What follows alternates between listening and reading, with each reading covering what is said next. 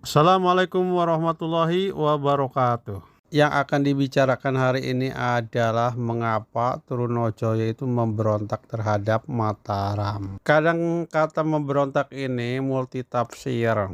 Tetapi pada awalnya Trunojoyo itu mendapat tugas dari putra mahkota Adipati Anom untuk membedah Mataram. Jadi untuk mengetahui awal mula dari kisah dari Trunojoyo ini, kita harus membahas dulu tentang putra mahkota Mataram, yaitu Adipati Anom. Diawali dengan perseteruan antara Raja Mataram Amangkurat I dengan putra mahkota Adipati Anom, yang bermula dari seorang gadis yang bernama Rara Oyi, yang akan dijadikan selir oleh Amangkurat I. Karena masih kecil, kemudian sang gadis tersebut dititipkan pada salah seorang pejabat negara yang bernama Ki Wiraraja. Setelah menjelang dewasa, dengan kebetulan Adipati Anom itu bertemu dengan Rara Oyi di tempat pengasuhnya, dan ia langsung tertarik terhadap gadis tersebut. Dan diceritakan ketika pulang ke rumahnya, Adipati Anom itu kemudian sakit, sehingga membuat cemas eyangnya, Pangeran Pekik, salah seorang pangeran asal Surabaya. Dan ketika mengetahui alasan dari mbahnya tentang penyebab sakitnya dari Adipati Anom yang diakibatkan oleh asmara, sehingga kemudian meskipun beresiko, Pangeran Pekik kemudian menghubungi pengasuh dari Nyi Rara Oyi, Ki Wiraraja, dan memintanya untuk diberikan kepada Adipati Anom. Meskipun awalnya menolak, Ki Wiraraja kemudian menyerahkan Nyi Rara Oyi kepada Pangeran Pekik untuk diberikan ke Adipati Anom. Setelah dipertemukan dengan Nyi Rara Oyi, Adipati Anom kemudian sembuh. Dan hal ini diketahui oleh Raja Amangkurat I, sehingga ia marah, yang mengakibatkan Pangeran Pekik dan keluarganya dihabisi, beserta 40 sanak keluarganya. Dan untuk suatu pengampunan dari Adipati Anom, maka Amangkurat I kemudian memerintahkan menghabisi Rara Oyi dengan tangan Adipati Anom sendiri. Meskipun pada awalnya Adipati Anom telah diampuni oleh Amangkurat I, tetapi rasa sakitnya dan sedihnya terhadap keluarga eyangnya, yaitu Pangeran Pekik yang dihabisi oleh Amangkurat I, dia masih tidak menerimanya. Di samping itu, ia didesak oleh para bupati dan sentana untuk menjadi raja, yang membuat tentram seluruh rakyat Mataram. Hal ini menjadi Adipati Anom itu bingung. Di dalam batinnya muncul suatu gagasan, seumpama saya menundukkan ayahanda, malu di mata negara-negara lain. Jika aku tidak segera menggantikan menjadi raja, semakin rusak negara Mataram. Ia kemudian berpikir mencari orang yang akan dijadikan alat dalam rangka untuk membedah Mataram. Pada awalnya ia kesusahan untuk mencari tokoh tersebut, karena hampir semua tokoh senior dihabisi oleh Amangkurat I. Tetapi ia kemudian ingat kepada eyangnya, yaitu Panembahan di Kajoran. Dalam benaknya ia berkata, selain eyang di Kajoran, siapa lagi yang bisa aku minta untuk membedah Mataram? Beliau adalah seorang yang pertapa, yang sakti. Pikiranku rasanya tepat jika saya jadikan kedok. Sang Adipati kemudian memerintahkan 3 orang lurahnya untuk menemui eyangnya Pangeran Kajoran, dan supaya menghadap kepadanya. Dikisahkan di tempat lain, yaitu tentang Trunojoyo. Trunojoyo adalah anak dari Demang Malaya, asal Madura, dan cucu dari Pangeran Cakraningrat I. Demang Malaya ini meninggal ketika terjadi perang melawan pasukan dari Pangeran Alit yang memberontak terhadap Amangkurat I. Pangeran Alit sendiri merupakan adik tiri dari Amangkurat I, putra dari Sultan Agung. Dan ketika Demang Malaya itu meninggal, Trunojoyo itu masih kanak-kanak. Dan Trunojoyo kemudian ikut pamannya, Pangeran Cakraningrat II. Tetapi setelah dewasa ia diusir karena dituduh mencintai putranya sang adipati. Bahkan Trunojoyo ini akan dibunuh, tetapi diselamatkan oleh orang-orang Sampang dari Madura. Pada awalnya Trunojoyo itu ingin mengabdi kepada Adipati Anom dari Mataram, tetapi tidak menemukan jalan karena tertutup oleh pengaruh dari pamannya, Pangeran Cakraningrat II.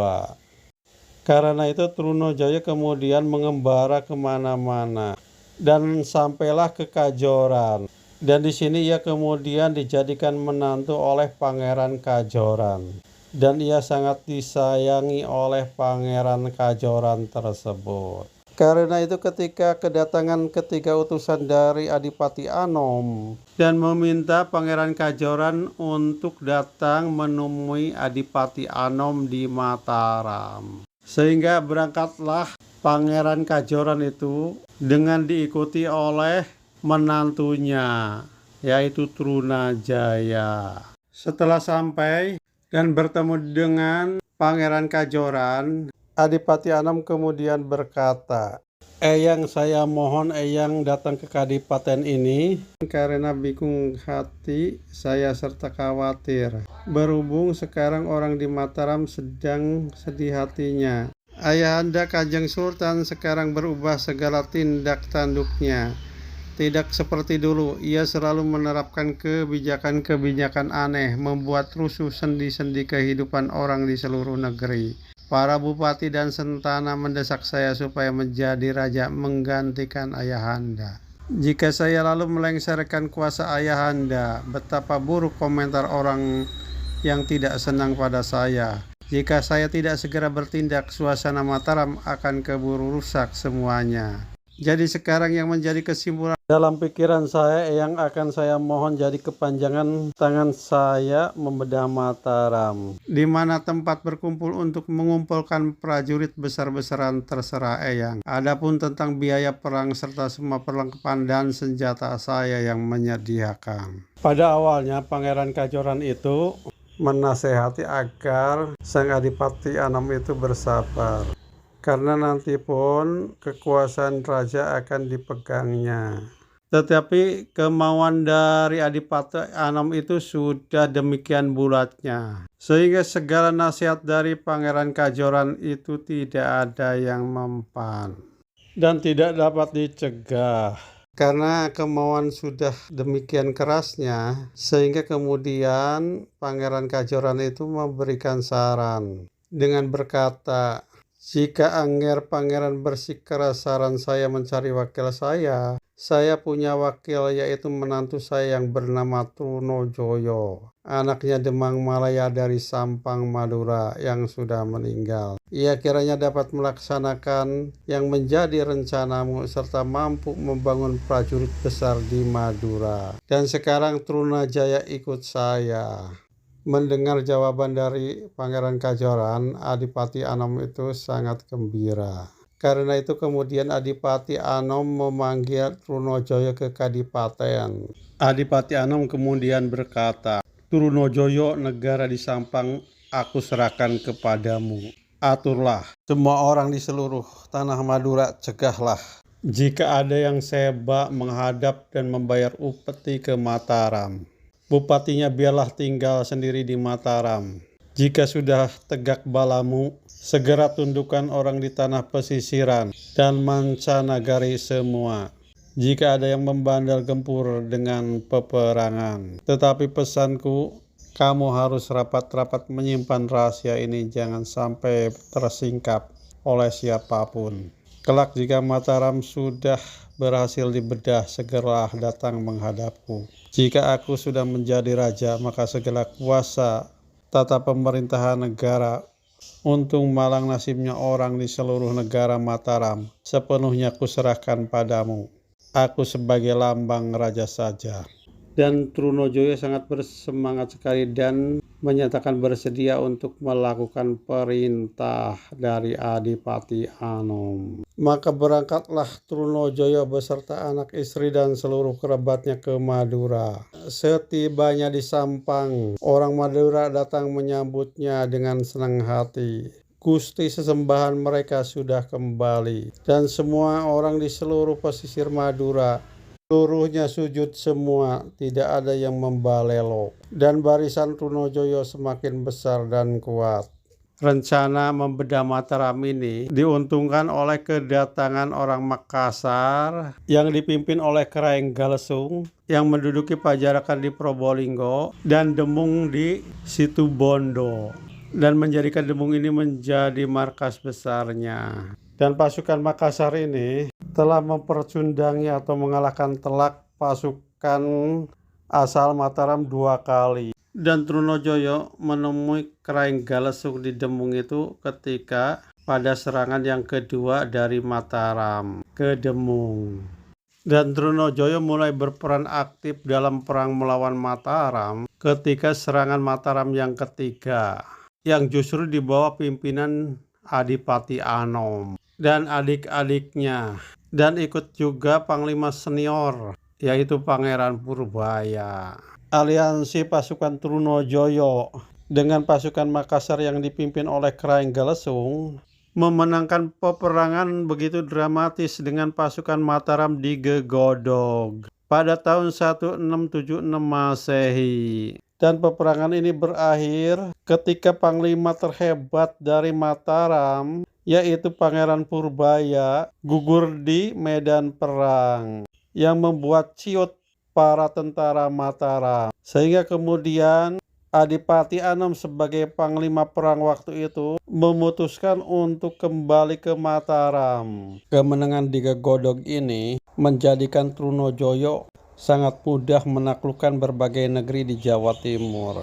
Dan ia kemudian membangun markas besarnya di Kediri. Dan ketika itu Trunojoyo juga mendapat dukungan dari Banten, yaitu dari Sultan Ageng Tirtayasa, dalam kerjasamanya membebaskan 2 pangeran Cirebon yang ditawan di Mataram. Sultan Ageng Tirtayasa dari Banten meminta tolong kepada Trunojoyo untuk membebaskan 2 pangeran Cirebon yang ditawan di Mataram. Dengan imbalan Banten akan memasok persenjataan untuk pasukan Trunojoyo, dan Trunojoyo dapat menguasai ibu kota Mataram yaitu Plered pada tahun 1677 Masehi. Sedangkan Raja Mataram yaitu Amangkurat I kemudian melarikan diri ke Batavia. Tetapi di perjalanan yaitu di Tegal Arum ia meninggal dunia. Demikian, assalamualaikum warahmatullahi wabarakatuh.